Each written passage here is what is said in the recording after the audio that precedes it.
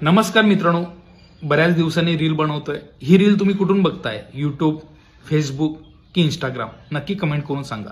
मित्रांनो, लास्ट रीलमध्ये आपण सांगितलं होतं सर्व्हायवल स्टेज, त्यानंतर स्टेबल प्रॉफिटेबल ट्रेडर स्टेज. आता बऱ्याच जणांचा प्रॉब्लेम काय होतो, या स्टेजमधील सर्व्हायवल स्टेज बरीच जण स्किप करतात. आता ती त्यांची चुकी नाही, त्यांना ती माहीत नाही की बाबा ते कसे काय स्किप करतात. तर रिझन सांगतो.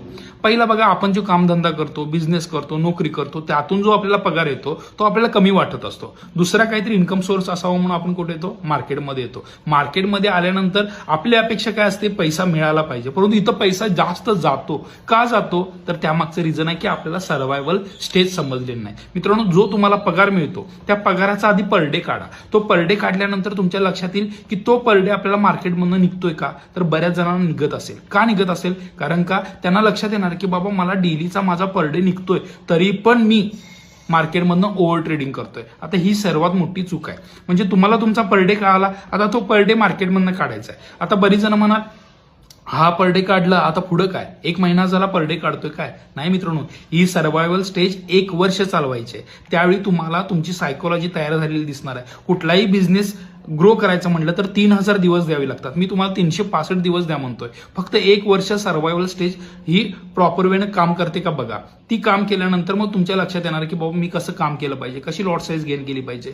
सुरुवातीला काही करायचं नाही, जे चाललंय ते चालू द्यायचं. म्हणजे आपला पगार येतोय तोच पगार मार्केटमधनं काढायचा प्रयत्न करायचा. ही झाली सर्व्हायवल स्टेज. आता ही सर्व्हायवल स्टेज जर तुम्हाला जमली तर तुम्ही पुढे जाणार आहे. बरेच ट्रेडर काय करतात, ही जी स्टेज आहे ती स्किप करतात. त्यामुळे ते वरच्या पायरीवर गेल्यानंतर डायरेक्ट खाली आपडतात. मधली पायरी ती स्किप केल्यामुळे. मित्रांनो, तुम्हाला जर खऱ्या अर्थानं ट्रेडर बनायचं ना, तुम्हाला जो पगार मिळतोय त्याचा पर डे काढा आणि तो पर डे मार्केटमधनं काढायला सुरुवात करा.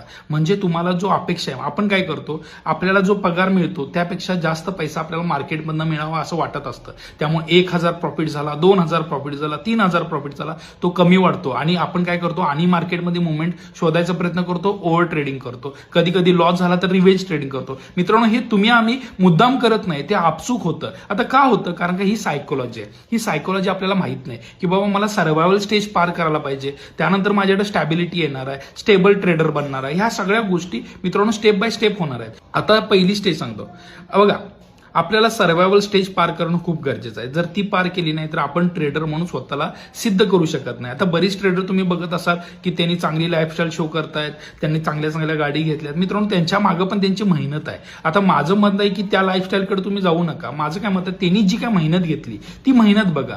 कुठला ट्रेडर सांगत नाही मी कशा पद्धतीनं पैसा कमवला, लॉट साईज जास्त गेन करून कमवला का कसा कमवला. त्याचं एकच असतं की मी एवढा पैसा कमवतो. मित्रांनो, त्या पैशाच्या मागे लागू नका, त्याच्या मागच्या प्रोसेसच्या